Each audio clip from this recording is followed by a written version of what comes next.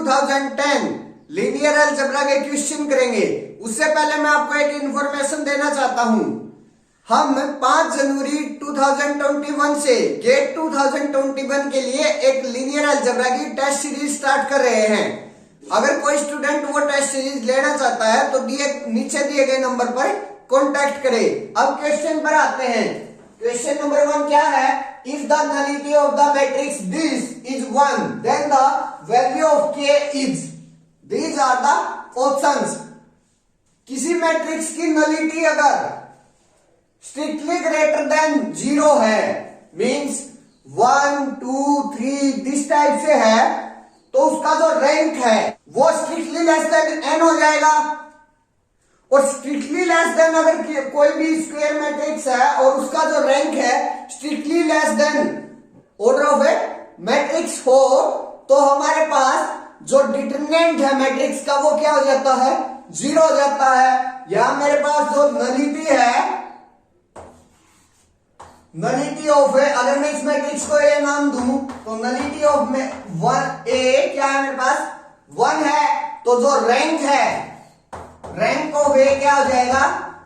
Order क्या है? 3 minus 1 equal to 2। Rank strictly less than 3 है, क्योंकि इसका जो ऑर्डर है वो 3 है, उससे कम है, तो इसका जो डिटरमिनेंट है, डिटरमिनेंट ऑफ ए वो क्या हो जाएगा? 0। अगर हम इसके डिटरमिनेंट को इक्वल टू 0 पुट कर दे तो मेरे पास वहां से किसकी वैल्यू आ जाएगी? k की वैल्यू आ जाएगी। वही हमने करना है। डिटरमिनेंट निकालिए। k 1 2 1 माइनस 1 माइनस 2 1 1 4, इसका मैट्रिक्स का डिटरमिनेंट निकालेंगे। वो क्या आ जाएगा? अगर मैं फर्स्ट रो के विद रिस्पेक्ट एक्सपेंड करूं तो k into minus 4 minus minus plus 2, k into minus 4 plus 2 minus 1 into first row second column 4 into 1 4 minus minus plus plus 2 into 1 2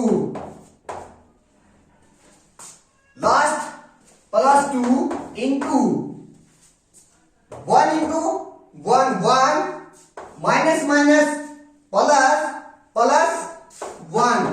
मेरे पास ये आ गया। सोल्व आउट कर लीजिए। माइनस 2k यहां से माइनस 6 और यहां से 2 इंटू 2 4 प्लस 4, तो यहां से क्या आ गया? माइनस 2k माइनस 2, ये आ गया। अब डिटरमिनेंट को क्या है? मेरा डिटरमिनेंट इक्वल टू 0, तो यहां से k की वैल्यू आ जाएगी minus 2k minus 2 equal to 0। 2 को साइड ले जाइए। माइनस 2k इक्वल टू 2 और k equal to 2 divide by minus 2, तो यहां से क्या आ गया? माइनस 1। k की वैल्यू क्या आ गई? Minus 1। Means option A is right answer. Next question, question number 2। मेरे पास एक रिजल्ट बेस्ड क्वेश्चन है। क्या question? If a 3 cross 3 real skew symmetric matrix has an eigen value 2 iota, then one of the remaining eigen value is, these are the options. 3 cross 3 order की real skew symmetric matrix दी गई है, real skew symmetric matrix दी गई है, और उसकी एक आइगन वैल्यू क्या है? 2 आयोटा। एक आइगन वैल्यू होगी 2 आयोटा, और उनकी रिमेनिंग आइगन वैल्यूज के बारे में बात कर रहा है। रिमेनिंग आइगन वैल्यूज क्या होंगी? सबसे पहली बात, हमारे पास जो मैट्रिक्स है वो रियल है, तो जो रियल मैट्रिक्स होती हैं उनकी अगर नॉन रियल आइगन वैल्यू है, नॉन रियल आइगन वैल्यू है, तो वो कॉन्जुगेट पेयर में होती है। Means non real eigen values occurs in conjugate pair।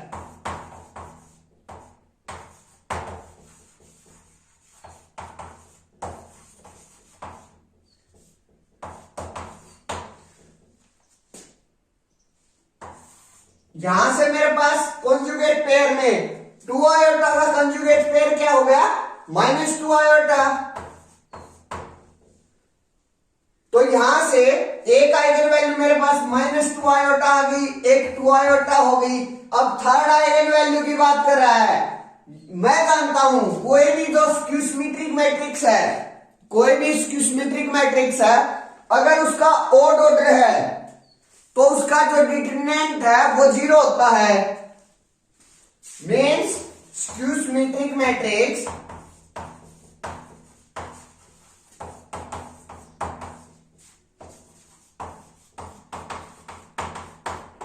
of odd order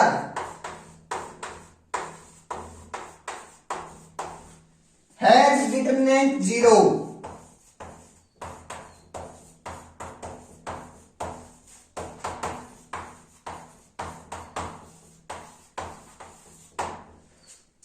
और जो डिटरमिनेंट है वो क्या होता है, प्रोडक्ट ऑफ आइगन वैल्यूज। अगर मैं दो नॉन जीरो कॉम्प्लेक्स नंबर का प्रोडक्ट करता हूं तो वो नॉन जीरो होता है। तो मीन्स अगर मैं डिटरमिनेंट 0 लेकर आ रहा हूं तो उनमें से कम एक आइगन वैल्यू 0 पक्की होगी मेरे पास। एक आइगन वैल्यू 0 होगी, यहां से एक आइगन वैल्यू 0 होगी मेरे पास, और दो आइगन वैल्यूज ये होगी 2 आयोटा और -2 आयोटा। मीन्स तीनों की तीनों आइगन वैल्यूज का पता चल गया मेरे को। अब देख लेते हैं ऑप्शन में कौन सी दी गई हुई है, रिमेनिंग कौन सी दी गई है। 1/2 आयोटा ये नहीं हो सकती, -1/2 आयोटा ये भी नहीं हो सकती, क्योंकि एक तो 2 आयोटा, एक -2 आयोटा है और एक 0 है। तो 0, हाँ ये आइगन वैल्यू मेरी है। जो रिमेनिंग आइगन वैल्यू है वो 0 है। Means option C is a right answer. Next question number 3 क्या है मेरे पास, let t from r³ to r³ be a linear transformation defined by this, then an orthonormal basis for the range of t is, these are the options। t मेरे पास एक linear transformation दी गई है जो कि इस टाइप से defined है, और उसकी ऑर्थोनॉर्मल बेसिस पूछ रहा है, किसकी, range of T, range space of A T की ऑर्थोनॉर्मल बेसिस पूछ रहा है हमसे। सबसे पहले टी देखते हैं, टी क्या है मेरे पास, टी एक्स वाई जेड क्या है, X plus Y, Y plus Z, Z minus X, ये है टी मेरे पास। अगर मैं इस लीनियर ट्रांसफॉर्मेशन की मैट्रिक्स बना लूं और उसका रेंज स्पेस देख लेता हूं और उसकी फिर क्या देख लेता हूं, ऑर्थोनॉर्मल बेसिस बना देता हूं, तो वो किसकी ऑर्थोनॉर्मल बेसिस हो जाएगी, वो टी के रेंज स्पेस की ऑर्थोनॉर्मल बेसिस हो जाएगी। तो हम यहां से टी की मैट्रिक्स बनाएंगे और फिर उसका रेंज स्पेस निकालेंगे और उसकी फिर ऑर्थोनॉर्मल बेसिस निकालेंगे। That's it. तो सबसे पहले हम टी एक्स वाई जेड की मैट्रिक्स बनाते हैं। यहां कोई भी बेसिस नहीं दी गई तो स्टैंडर्ड बेसिस का यूज करेंगे। स्टैंडर्ड बेसिस में जो मैट्रिक्स है वो डायरेक्ट बनती है, डायरेक्ट हम कोफिशिएंट लिखते हैं। अगर आपको ये चीज समझ नहीं आए तो मेरी फर्स्ट वीडियो देख लेना गेट की, उसमें मैंने एग्जैक्ट समझा रखा है। तो यहां हम डायरेक्ट 1 और 0, फर्स्ट ट्रिपल में जो कोफिशिएंट है x का 1 है, y का 1 है और z का 0 है, तो ये फर्स्ट रो हो गई। सेकंड ट्रिपल में x का कोफिशिएंट 0 है, y का 1 है और z का 1 है। थर्ड में x का -1 है, y का 0 है और z का 1 है। ये मेरे पास मैट्रिक्स आ गई। अब इसका रेंज स्पेस निकालूंगा। रेंज स्पेस के लिए क्या करते हैं, इसको आरईएफ में कन्वर्ट करते हैं। आरईएफ में कन्वर्ट करने के बाद जो भी नॉन जीरो रोज आती हैं वही मेरा रेंज स्पेस को जनरेट कर देती हैं। मींस रेंज स्पेस की बेसिस बन जाती हैं। तो इसको आरईएफ में कन्वर्ट करेंगे। आरईएफ में कन्वर्ट करने के लिए यहाँ 0 यहाँ 0 यहाँ 0 है ही, तो यहाँ 0 करनी पड़ेगी मेरे को।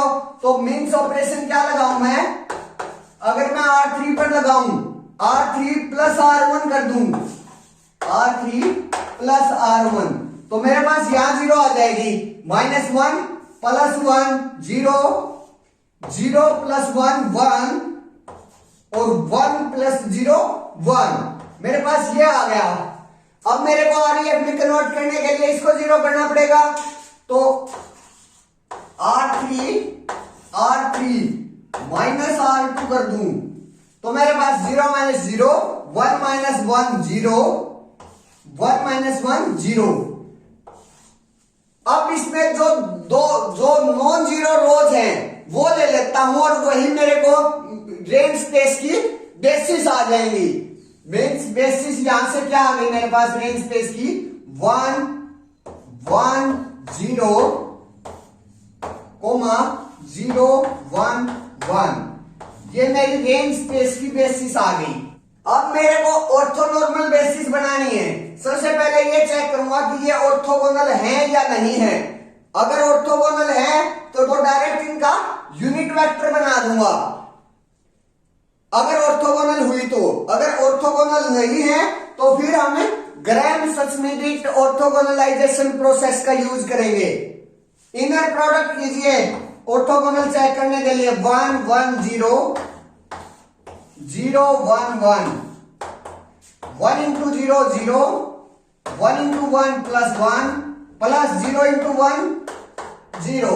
तो यहां से जो इनर प्रोडक्ट आया मेरा वो क्या आ गया, 1 आ गया। 1 आ गया तो ये अपने आप में ऑर्थोगोनल नहीं है।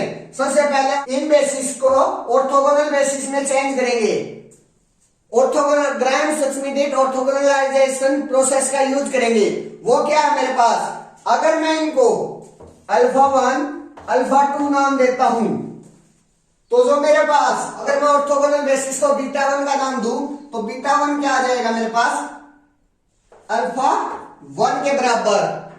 और अगर मैं ऑर्थोनॉर्मल बेसिस को γ1 का नाम दूं तो γ1 क्या होगा फिर, β1 divide by norm of β1, means इसके नॉर्म से इसको डिवाइड कर देंगे तो जो ये वेक्टर है वो क्या बन जाएगा, यूनिट वेक्टर बन जाएगा। अब सेकंड के लिए क्या करते हैं, β2, सेकंड ऑर्थोगोनल बेसिस के लिए क्या करेंगे, α2 minus inner product of α2 comma इसके साथ γ1 के साथ, जो फर्स्ट ऑर्थोनॉर्मल बेसिस आ चुकी है उसके साथ इनर प्रोडक्ट इनटू γ1 जो फर्स्ट ऑर्थोनॉर्मल बेसिस है। अब γ2 कैसे निकलेगा, जो यहां से β2 आया है, मीन्स जो ऑर्थोगोनल बेसिस है वो डिवाइड बाय नॉर्म ऑफ β2। मेरे पास दो वेक्टर्स के लिए ग्राम-श्मिट ऑर्थोगोनलाइजेशन प्रोसेस ये है। अब इसका यूज करेंगे, इनकी वैल्यूज निकालकर इनमें पुट कर देंगे। मेरे पास α1 क्या है, ये, α2 क्या है, ये। तो सबसे पहले फर्स्ट वेक्टर निकालूंगा मैं ऑर्थोगोनल बेसिस का, वो क्या आ जाएगा, α1 के बराबर, मीन्स β1 यहां से क्या आ गया मेरे पास 1 1 0। तो अब इसका मैं γ1 निकालू, ऑर्थोगोनल बेसिस निकालूंगा, γ1 क्या आ जाएगा, ये vector divide by norm of this vector. Norm क्या आएगी इसकी, इसका इनर प्रोडक्ट और फिर उसका स्क्वायर रूट। तो पहले इसका इनर प्रोडक्ट करेंगे 1 1 0, इसका फिर एक बार ट्रांसपोज 1 1 0, 1 1 × 1 +1 +0 = 2 आ जाएगा। और इसका क्या करेंगे, स्क्वायर रूट। नॉर्म के लिए क्या करते हैं, इनर, उसी का इनर प्रोडक्ट उसी के साथ और फिर उसका स्क्वायर रूट। तो यहां इसका स्क्वायर रूट कर देंगे। तो यहां से मेरे पास 1/√2, नॉर्म क्या है नीचे डिवाइड में जाएगा तो 1/√2 इंटू 1 1 0, ये मेरे पास क्या आ गया, γ1 फर्स्ट वेक्टर आ गया ऑर्थोनॉर्मल बेसिस का। अब हम β2 निकालेंगे। β2 क्या है मेरे पास, α2 यहां से क्या है मेरे पास 0 1 1। β2 के लिए ये प्रोसीजर करेंगे हम 0 1 1 माइनस इनर प्रोडक्ट किस किस का, अल्फा 2 कोमा गामा 1 का। गामा 1 क्या है मेरे पास, ये वाला वेक्टर। तो इनर प्रोडक्ट किसके साथ, अल्फा 2 के साथ। पहले इनर प्रोडक्ट ही कर लेते हैं उनका। तो 0 1 1 और यहां से 1/√2 1/√2 और 0। तो क्या आ जाएगा मेरे पास inner product, 0 into 1/√2 0 plus 1 into 1/√2 1/√2 plus 1 into 0 0। तो यहां से क्या आ गया 1/√2। 1/√2 मेरे पास क्या आ गया, inner product of alpha 2 comma gamma 1, वो क्या आ गया 1/√2 इंटू में गामा 1 इंटू में जो ये वेक्टर है वो, अगर 1/√2 इंटू 1/√2 करूंगा तो वो क्या आ जाएगा 1/2। तो 1/2 यहां से इंटू 1 1 0। अब इसमें से ये माइनस कर देंगे तो मेरे पास जो बीटा 2 है वो आ जाएगा। माइनस करते हैं 0 माइनस 1/2 माइनस 1/2 1 माइनस 1/2 1/2 1 माइनस 0 1। मेरे पास ये बीटा 2 आ गया। अब गामा 2 निकालने के लिए beta 2 divide by norm of beta 2, ये ऑर्थोगोनल वेक्टर आ गया मेरे पास। इसका जब मैं यूनिट वेक्टर बनाऊंगा तो beta 2 divide by norm of beta 2 करेंगे। तो इसका norm of beta 2 square root of inner product of beta 2 comma beta 2। तो पहले इसका इनर प्रोडक्ट करेंगे, -1/2 1/2 और 1 -1/2 1/2 और 1। यहां से -1/2 इंटू 1/2 -1/2 मेरे पास 1/4 आ गया प्लस 1/4 प्लस 1, ये आ गया मेरे पास। अब यहां से क्या आ जाएगा 4 LCM 1 plus 1 plus 4 6/4 cancel out हो गए, क्या आ जाएगा 3/2 मीन्स √3/2 मेरे पास क्या आ गया नॉर्म ऑफ बीटा 2। और बीटा 2 क्या है मेरे पास, ये वेक्टर है। तो जब हम इस बीटा 2 के डिवाइड में नॉर्म ऑफ बीटा 2 करेंगे मीन्स यहां नॉर्म ऑफ बीटा 2 √3/2 है, डिवाइड में जाएगा तो चेंज हो जाएगा, रेसिप्रोकल हो जाएगा। तो यहां से मेरे पास जो गामा 2 आया वो क्या आ गया √2/3 इंटू -1/2 कोमा 1/2 कोमा 1, ये आ गया मेरे पास। अगर मैं √2/3 का अंदर मल्टीप्लीकेशन करूं तो क्या आ जाएगा मेरे पास √2/3 है, √2 से 2 कैंसिल करेंगे तो नीचे √2 हो जाएगा और इंटू √3 तो -1/√6। इसी तरह यहां वो क्या आ जाएगा 1/√6 और अंदर जाएगा तो √2/3, ये मेरा वेक्टर आ जाएगा। अब ऑप्शंस पर आते हैं। ऑप्शन क्या कह रहा है मेरे को, यहां 1/√3 माइनस 1/√3 1/√3 ये नहीं हो सकता। मेरे पास ऑप्शंस में थोड़ी सी मैनिपुलेशन की गई है। उसमें क्या किया गया है, उसमें क्या गया है इसको तो माइनस से मल्टीप्लाई किया गया है, उसमें यहां माइनस से मल्टीप्लाई किया गया है। अगर मैं यहां माइनस से मल्टीप्लाई करूं तो मेरे पास 1/√6 कोमा 1/√6 सॉरी -1/√6 कोमा -√2/3। उन्होंने लास्ट में इसमें मैनिपुलेशन की गई है। जो लास्ट वेक्टर है मेरा उस इसमें क्या कर रखा है उन्होंने मैनिपुलेशन √2 से मल्टीप्लाई और √2 से डिवाइड कर रखा है। अगर मैं इसको √2 से मल्टीप्लाई करूं तो ऊपर तो मेरा 2 बन जाएगा और नीचे अगर √2 से मल्टीप्लाई करूं तो वो √6 हो जाएगा। तो जो ये वैल्यू है वो क्या आ जाएगी मेरे पास है 2/√6। उन्होंने ये मैनिपुलेशन कर रखी है इस ऑप्शन में। तो मेरे पास जो गामा 1 है वो क्या आ गया 1/√2 1/√2 कोमा 0, और जो गामा 2 है वो क्या है 1/√6 minus 1/√6 minus 2/√6। Means option C is a right answer. Thank you.